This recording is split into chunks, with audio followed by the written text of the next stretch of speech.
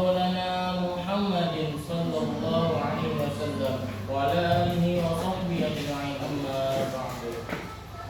Yang saya hormati pimpinan Yayasan Pondok Pesantren Al-Hasbiyatul Amal, yakni BHI atau Murtado beserta keluarga, yang mudah-mudahan guru kita ini Allah Subhanahu wa taala selalu berikan kesehatan, panjang umur, dan dilimpahkan rezekinya. Amin ya Allah ya rabbal alamin. Dan yang saya hormati pimpinan Pondok Pesantren Al-Hasbiyatul Amal, yakni Haji Babai, dan yang saya hormati pimpinan Madrasah Aliyah Al-Hasbi, yakni Panjai MPD. Dan yang saya hormati para murid-murid Madrasah Aliyah Al-Hasbi dan SMP Al-Hasbi, yang mudah-mudahan Allah Subhanahu wa taala selalu memberikan kita kesehatan, panjang umur, dan dimudahkan dalam kita berilmu di Pondok Pesantren Al-Hasbi ini. Dan kita di masa depan nanti menjadi manusia-manusia yang bermanfaat bagi manusia lain. Amin amin ya Allah ya rabbal alamin. Pada kesempatan hari ini kami selaku mahasiswa dari Musika seperti biasa di minggu sekarang akan menyampaikan materi-materi selanjutnya yang telah kita pelajari sebelumnya. Dan sekarang alhamdulillah kita telah masuk ke materi yang baru setelah materi-materi sebelumnya, insya Allah telah kita pahami semuanya. Sekarang kita telah masuk ke materi kedudukan hadis dalam Islam dan ingkar sunnah. Nanti akan dijelaskan.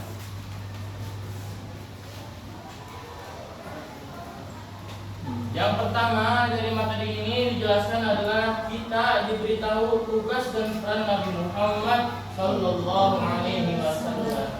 Apa tugas dan peran Nabi Muhammad? Kelihatan nggak sih? Kelihatannya sedikit. Tugas dan peran Nabi Muhammad yang pertama adalah tugasnya Nabi Muhammad adalah menjelaskan Al-Quran. Di sini Allah Subhanahu Wa Taala berfirman tentang tugas Nabi Muhammad untuk menjelaskan Al-Quran. Bil bayyinati waz zubur wa anzalna ilaika dzikra litubayyana lin-nasi ma nuzila ilaihim wa la'allahum yatafakkarun. Yang berarti keterangan-keterangan mukjizat dan kitab-kitab yang kami turunkan kepadamu Al-Quran agar kamu menerangkan pada umat manusia apa yang telah diturunkan kepada mereka dan supaya mereka memikirkan. Surah An-Nahl ayat 4. Jadi tugasnya Nabi Muhammad yaitu sebagai Rasul, yang pertama Allah Subhanahu Wa Taala perintahkan Nabi Muhammad untuk menjelaskan Al-Quran. Ini perintah langsung dari Allah.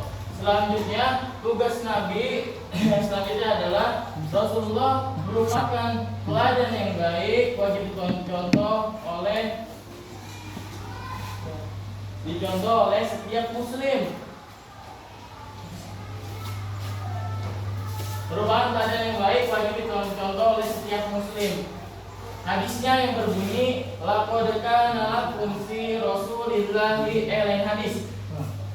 Allah Subhanahu wa taala berfirman dalam satu surah Al-Quran dan satu ayat yang berbunyi laqad kana lakum fi rasulillahi uswatun hasanah liman kana yarjullaha wal yawmal akhir wa yadhkurullaha katsiran. Yang berarti sesungguhnya telah ada pada diri Rasulullah itu suri tauladan yang baik bagimu, yaitu bagi orang yang mengharap rahmat Allah dan kedatangan hari kiamat, dan dia banyak menyebut Allah Subhanahu wa taala. Quran surah An-Nisa ayat 80. Jadi tugas Rasulullah yang selanjutnya adalah menjadi contoh bagi umat manusia bahwasanya Rasulullah itu adalah suri tauladan yang baik, yang hasanah. Rasulullah itu akhlak yang paling mulia, akhlakul karimah. Dan tugas Rasulullah kan di dalam hadis sudah dijelaskan. Innamal bu'itsu litammima makarimal akhlak. Nabi Muhammad diutus untuk memperbaiki akhlaknya manusia. Yang tadi akhlaknya goreng jadi akhlak yang baik, yang benar akhlaknya. Dan selanjutnya adalah tugas Nabi yang selanjutnya, Rasulullah SAW mempunyai wewenang untuk membuat suatu aturan. Rasulullah juga memiliki wewenang dalam dirinya untuk membuat suatu aturan. Dalil dari Al-Quran yang Allah Subhanahu wa taala berfirman wa yuhillu lahumut thayyibati wa yuharrimu 'alaihimul khaba'ith, dan menghalalkan bagi mereka segala yang baik dan mengharamkan bagi mereka segala yang buruk. Quran Surah Al-A'raf ayat 157. Dan dari selanjutnya, wa ma ataakumur rasulu fakhudhuhu wa ma nahakum anhu fantahu. Apa yang diberikan Rasul kepadamu maka terimalah, dan apa yang dilarangnya bagimu maka tinggalkanlah. Jadi Rasul teh memiliki wewenang membuat suatu hukum karena Allah telah mengizinkannya dalam Al-Quran disebutkan. Selanjutnya, kesimpulan dari itu semua, kesimpulannya adalah dari tugas-tugas Rasul yang tadi 3, tugas Rasul masih dalam kita ini 3 disebutkan. Berdasarkan ayat-ayat tersebut jelaslah bahwa memakai Al-Quran saja dan meninggalkan sunnah atau hadis adalah suatu yang tidak dibenarkan. Maka barang siapa yang menerima Al-Quran berarti harus menerima sunnah Rasul. Kalau kita mengambil dalil Al-Quran tapi nggak nganggap hadis, itu apa sih namanya teh? Tidak sempurna, tak abdol, karena Al-Quran sama hadis itu berhubungan kuat. Karena kemarin kan sudah dijelaskan itu ada hubungan antara hadis dan Al-Quran, hubungan itu sangat erat. Bahkan kalau kita mau ke dalil cuma Al-Quran doang tidak ada hadisnya, sering dianggap lemah dalilnya, sengaja walaupun dalil itu dari langsung Al-Quran. Para ulama telah sepakat bahwa sunnah atau hadis sebagai salah satu hujah dalam hukum Islam setelah Al-Quran, dan orang yang mengingkari kehujahan hadis Nabi adalah kafir, keluar dari Islam.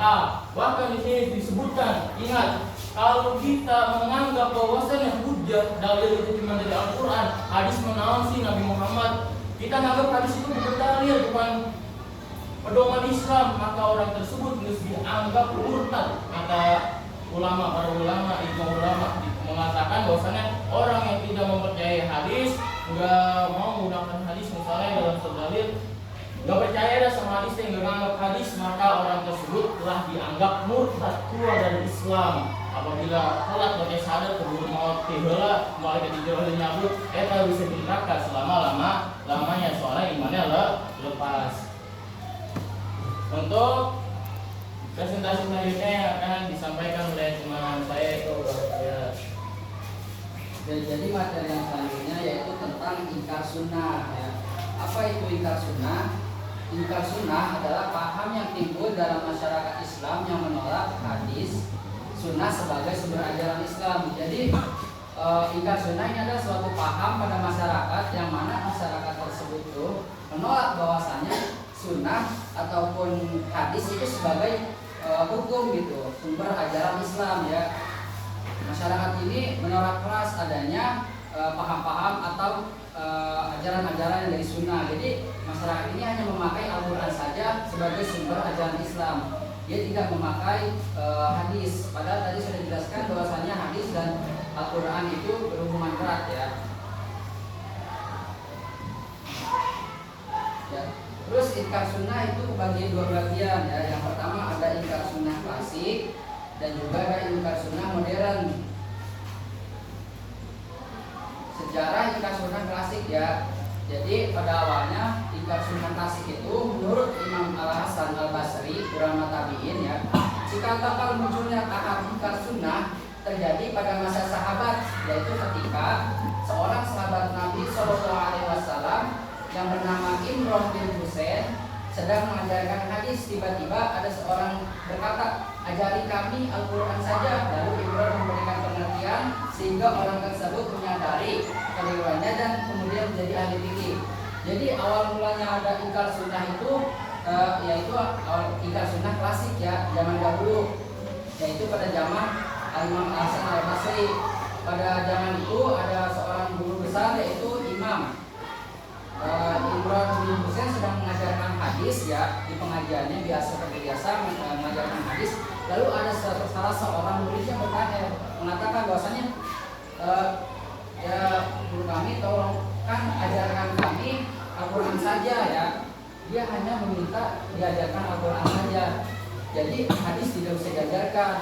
Namun gurunya ini atau Imran bin Husain ini menjelaskan kepadanya bahwasanya tidak bisa kita memahami Al-Quran saja jika tidak mempelajari hadis. Jadi jika mau memahami Al-Quran juga harus mempelajari hadis gitu ya.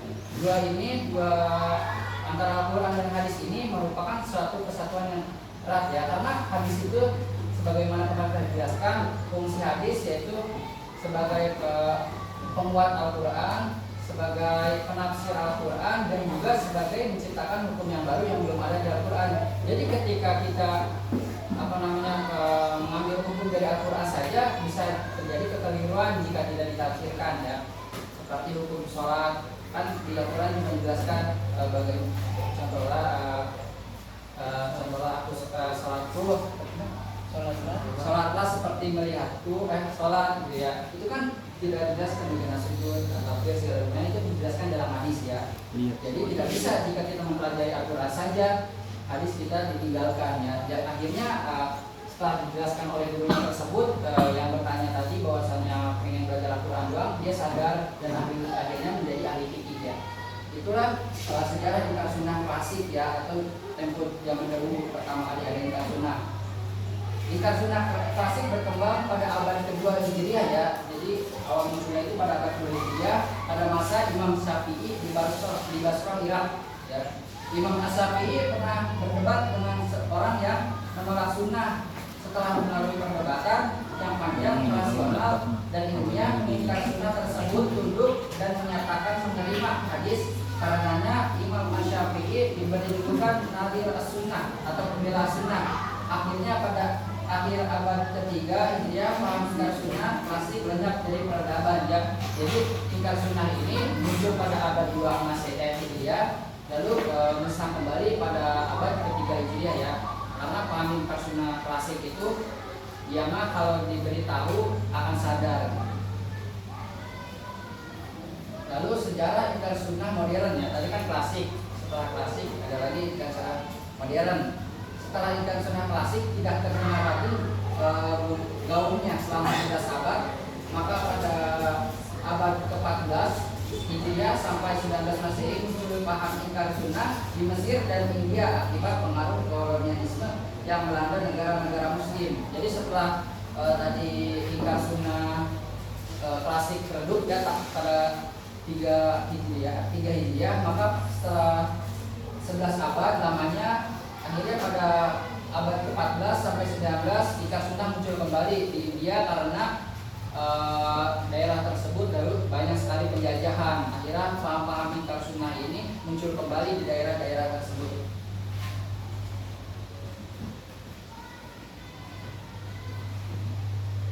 Ya, jadi karena adanya penjajahan tersebut, jadi para penjajah itu tidak mau bahwasanya para muslim di negaranya itu memeluk agamanya. Akhirnya paham-paham sunnahnya dimelencengkan ya. Jadi disusupilah paham-paham kolonialisme bahwasanya sunnah tidak penting dan belajar Al-Quran tidak penting ya. Karena penjajahan tersebut akhirnya paham-paham ingkar sunnah muncul kembali pada abad 14 sampai 19 Masehi. Itulah awal munculnya kembali ingkar sunnah modern. Terus untuk yang selanjutnya tentang tokoh ingkar sunnah modern itu akan dijelaskan oleh teman saya.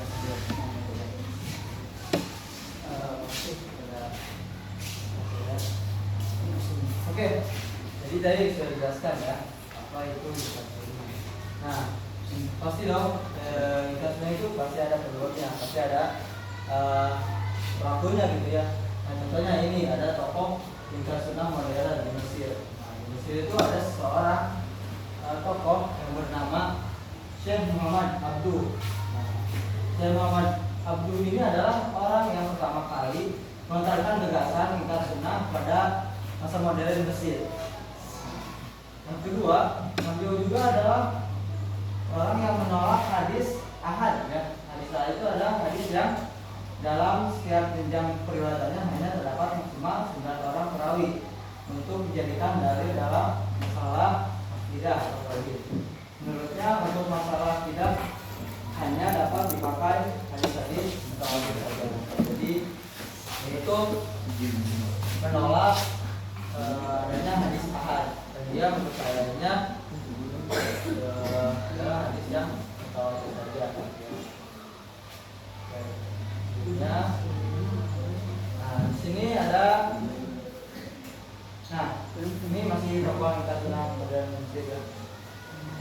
Ini adalah contoh catatannya ya. Kalau dibacakan ini lumayan kurang jelas. Nah, dari kijasannya bahwasanya Dr. Taufik Siddiq menulis 2 artikel dalam majalah Al-Manar nomor 7 dan 12 tahun ke 9 yang berjudul Islam adalah Al-Quran itu sendiri, sambil mengutip ayat-ayat Al-Quran yang mengatakan bahwasanya Islam tidak memerlukan sunnah. Jadi inilah ya argumen-argumen seorang yang ingkar sunnah ya. Ini argumen dari tokoh yang di Mesir ya.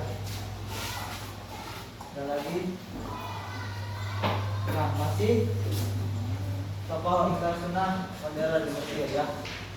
Tadi yang pertama itu Syekh Muhammad Abduh. Nah, kedua itu Ahmad Amin ya.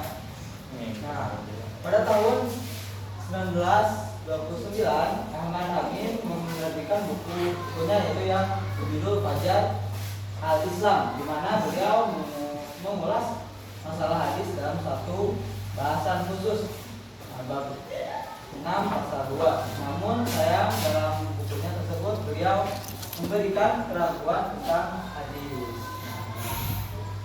Ulang argumen-argumen tokoh. Nah, ada lagi yaitu Ismail Adham yang masih juga tokoh ingkar sunnah di Mesir ya. Nah, pada tahun 1933 Masehi, Ismail Adham mempublikasikan bukunya tentang sejarah hadis. Ya. Dia berkesimpulan bahwa hadis-hadis yang terdapat dalam kitab-kitab sahih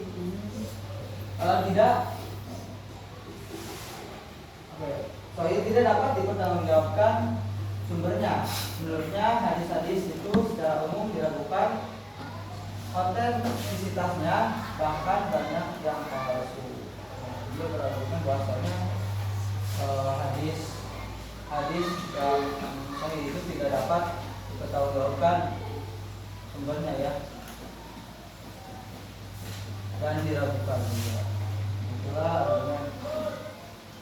Nah, selanjutnya itu Abu Royan ya, masih itu juga tokoh ingkar sunnah di Mesir. Dia merupakan oleh kelompok estafet ingkar sunnah di Kairo, dipegang oleh Abu Royan. Bahwa bukunya yaitu Ad-Dua ala as-Sunnah al-Muhammadiyah, walaupun terhadap sunnah Nabi Muhammad. Ini adalah seorang pemegang tongkat estafet yang pemegang penerus estafet sunnah di Kairo. Selanjutnya itu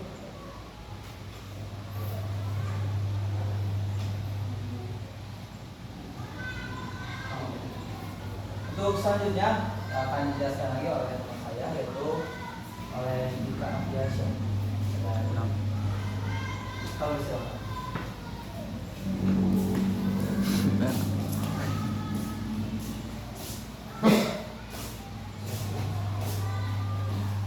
Saya lanjut pada selanjutnya yaitu Latina modern di India. India ini adalah negara jajahan Inggris. Untuk melepaskan diri dari penjajah umat Islam, India menyerukan jihad. Pihak Inggris menyadari bahwa semangat jihad membahayakan eksistensi mereka. Karenanya, pihak Inggris membuat kelompok yang dinamakan ulama muslimin yang mau memberikan fatwa bahwasannya jihad itu tidak wajib dengan mengkritik hadis-hadis tentang jihad. Di antaranya tokoh-tokohnya adalah Garang Ali dan Mirza Ghulam Ahmad.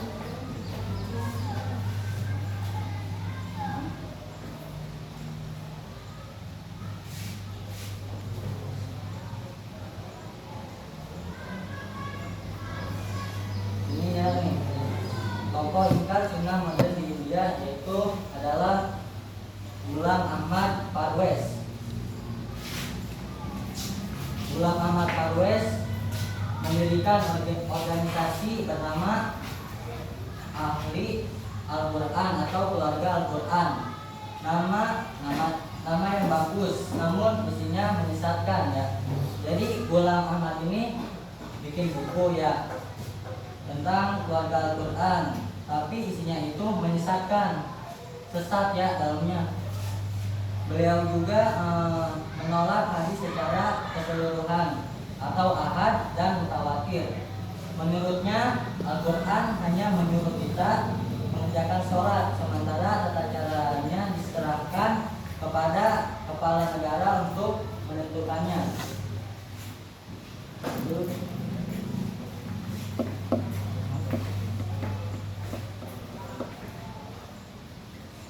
Lanjut ke tokoh tingkat sunnah modern di Malaysia ya, yaitu Kasim Ahmad.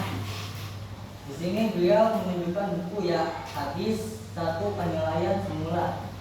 Jadi di dalam buku hadis ini isinya itu menyesatkan. Apa ya maksudnya teh? Menyesatkan itu menyeleweng ya bahasanya itu ya. Lanjut ke Ingkar Sunnah modern di Indonesia. Tokoh-tokoh Ingkar Sunnah di Indonesia dan katanya adalah Abdul Rahman, Ahmad Mutarto, Nadwar Syamsu, Dalini Lubis dan lain-lain. Mereka menerbitkan banyak buku yang menurut penelitian MUI buku-buku tersebut menyesatkan dan akan mengganggu stabilitas nasional.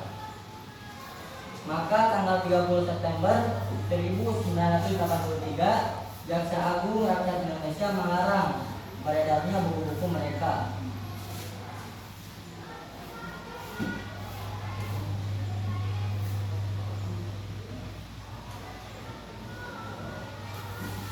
Lanjut ke buku-buku karangan Ingkar Sunnah di Indonesia ya. Di sini yang pertama ini Alam Barzakh. Terus yang bawahnya itu nggak kelihatan ya di sana? Kelihatan ya? Kelihatan nggak? Bawahnya.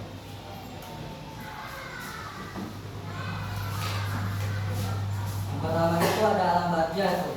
Yang kedua itu Perbandingan Agama atau Al-Quran dan Bible.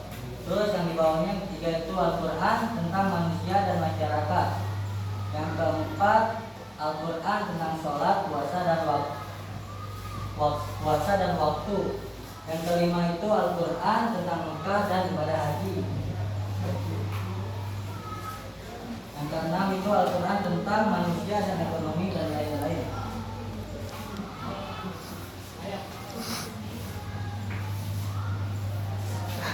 Mungkin materi selanjutnya yang akan Ahmad dibahas oleh teman saya yaitu Ahmad Rifai.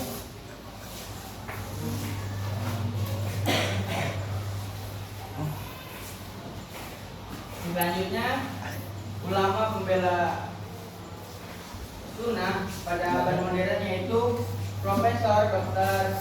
Mustafa As-Sabai. Dia pernah membuat kitab yang namanya As-Sunnah.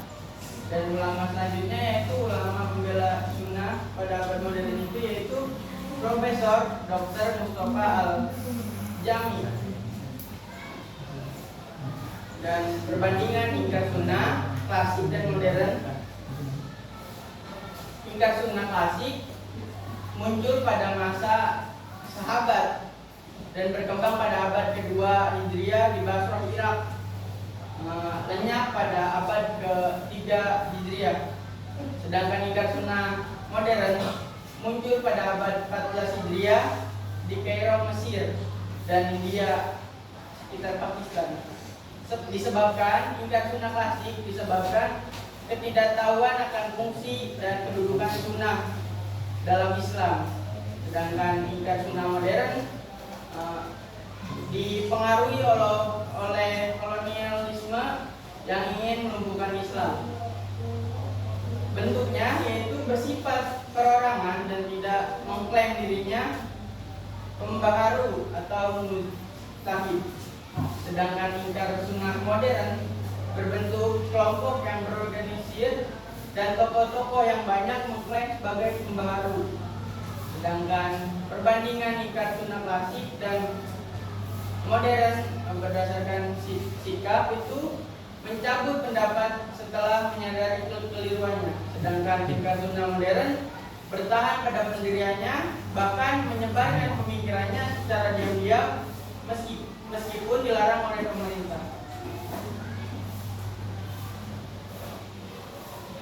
Pokok-pokok ajaran ingkar sunnah itu, yang pertama tidak percaya hadis Rasulullah, yang kedua hukum-hukum Islam hanya Al-Quran saja, yang ketiga sholat mereka bermacam-macam, yang keempat puasa wajib hanya bagi mereka yang melihat bulan saja. Nabi Muhammad tidak berhak menjelaskan isi Al-Quran. Yang keenam, orang-orang meninggal tidak diwajibkan disolati karena tidak ada perintah di dalam Al-Quran. Yang ketujuh, pakaian ihram itu bebas. Dan materi selanjutnya akan disampaikan oleh teman saya Muhammad Arifin.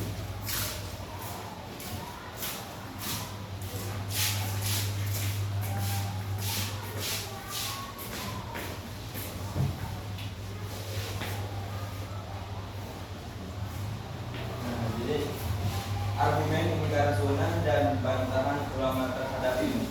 Ada ingkar sunnah itu membuat argumen dan para ulama juga membuat bantahannya.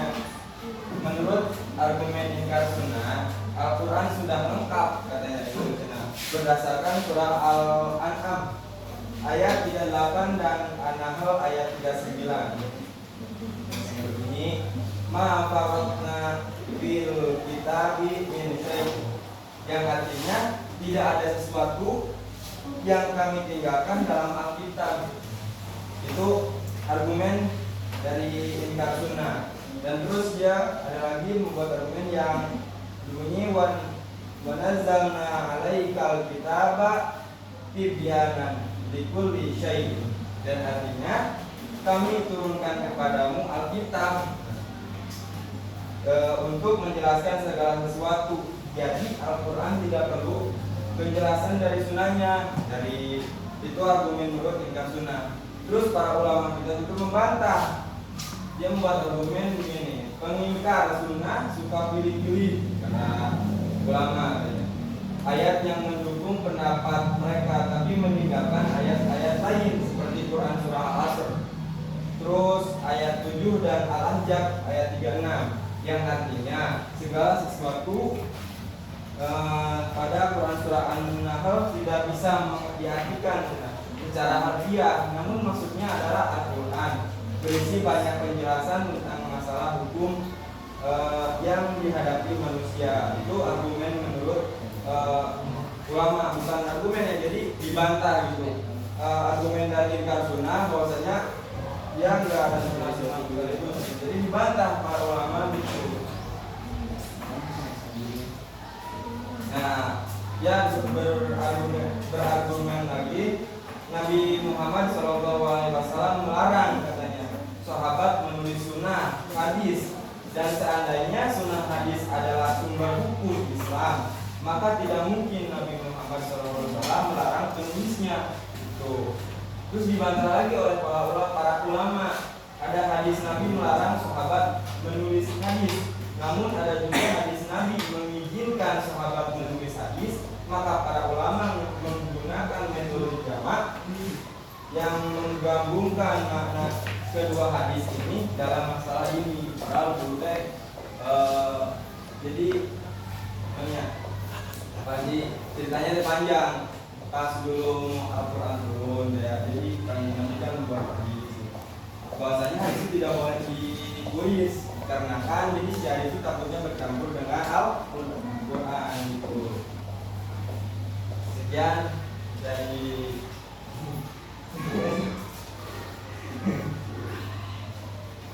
mungkin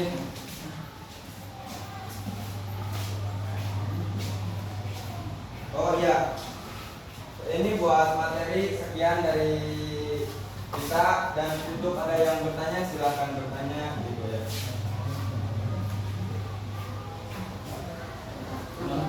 Yang ingin bertanya tentang Saya mau bertanya.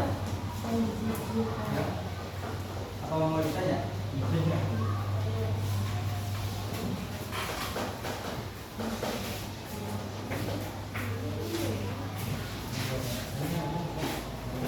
Mau nanya apa ditanya?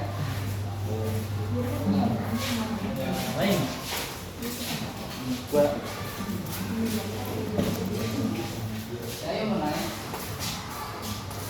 Ayo ada yang mau bertanya. Nanya mau. Ya, kalau belum ada yang bertanya, coba kita kasih namanya di tes salat. Pada paham gak sih tadi materi yang dijelaskan? Ayo, cuma paham. Yang pertama mau nanya, tadi tugas Nabi Muhammad yang pertama apa sih? Menjelaskan Al-Quran. Pintar. Dan tugas Nabi yang selanjutnya apa sih tugas Nabi selanjutnya? Hah? Solo apa?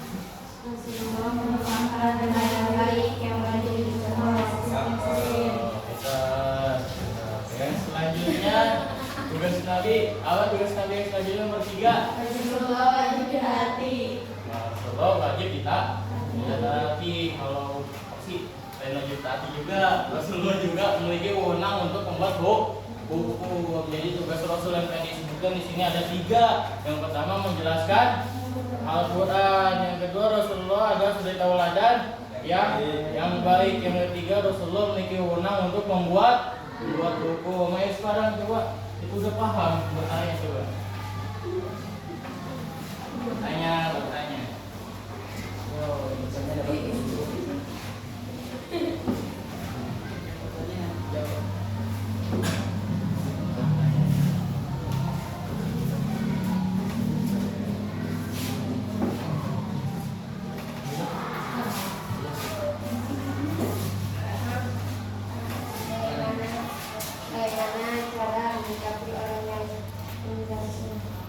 Ayo Bang Masih yang jawab. Siapa tadi Ayo, namanya? Cici. Cici. Bagaimana cara menyikapi orang yang Jadi ya tadi kan saya jelaskan orang-orang yang sunnah adalah orang-orang yang tidak mengakui apa tadi hadis dan sunnah ya. Jadi orang-orang ini adalah orang-orang yang belum paham tentang pentingnya sunnah dan hadis ya. Jadi cara menyikapi orang yang tidak mengakui bahwasanya sunnah itu penting, hadis itu penting, dan kita dengan cara sedikit-sedikit mendekatinya lalu memberitahu kepadanya tentang pentingnya sunnah dan pentingnya hadis, bahwasanya hadis dan sunnah dan Al-Quran itu merupakan suatu hubungan yang erat ya, karena hadis juga kan tadi sudah dijelaskan kemarin yaitu sebagai yang menguatkan Al-Quran dan juga yang menafsirkan Al-Quran dan membuat hukum baru yang ada di Al-Quran. Jadi jika ada hukum di Al-Quran yang belum kuat, maka dikuatkan lagi oleh hadis. Dan juga jika ada ayat Al-Quran yang belum jelas artinya, maka nanti akan ditafsirkan oleh hadis ya. Dan juga ketika ada hukum yang belum ada di Al-Quran, nanti dijelaskan lagi di hadis. Jadi fungsi hadis dan sunnah ini sangat penting ya. Jadi kita harus memberitahukan tentang fungsi dan sunnah dan hadis ini kepada orang yang belum mengetahui tentang sunnah ini begitu ya. Ada lagi yang mau bertanya? Penyebab munculnya ingkar sunnah ya. Jadi kan tadi ingkar sunnah itu ada 2 ya. Ada ingkar sunnah klasik dan modern. Kalau yang klasik itu munculnya awal pertamanya karena ketidakpemahaman tadi ya, karena orang-orangnya belum paham tentang pentingnya sunnah. Jadi orang-orang ingkar sunnah klasik mah ketika diberitahu pemahamannya bahwasanya sunnah penting, dia akan sadar ya, lalu akan mengikuti dan menerima sunnah tersebut. Berbeda dengan awal munculnya ingkar sunnah modern. Kalau awal mulanya ingkar sunnah modern itu karena kolonialisme atau karena penjajahan. Jadi pentingnya para paham ingkar sunnah di modern ini karena kepentingan politik ya. Jadi orang-orang ini memberikan pemahaman bahwasanya sunnah-sunnah itu tidak penting seperti dulu ada sunnah tentang berjihad. Maka orang-orang ini bagaimana caranya memberikan pemahaman bahwasanya jihad itu tidak penting ya. Jadi disusupilah pemahaman-pemahaman tentang sunnah-sunnah itu salah gitu ya. Jadi kenapa harus menggunakan sunnah? Gunakan aja Al-Quran ya. Jadi karena kepentingan politik ya kalau di zaman era modern. Nah, jadi ketika sudah dikasih tahu, walaupun sudah dikasih tahu, rada sedikit susah memberitahunya untuk orang-orang ingkar sunnah modern karena dia mengungkapkan pendapat ingkar sunnah ini karena kepentingan sendiri. Kesimpulannya untuk materi kali ini dari kelompok kami memang segitu ya. Jadi kesimpulannya sunnah dan hadis itu merupakan satu sunnah, hadis dan Al-Quran itu merupakan suatu kesatuan yang erat ya, tidak bisa dipisahkan. Jadi kita jika ingin mempelajari Al-Quran, kita juga harus mempelajari sunnah. Ya mungkin sekian dari kelompok kami. Kurang lebihnya mohon maaf. Wassalamualaikum warahmatullahi wabarakatuh. Waalaikumsalam.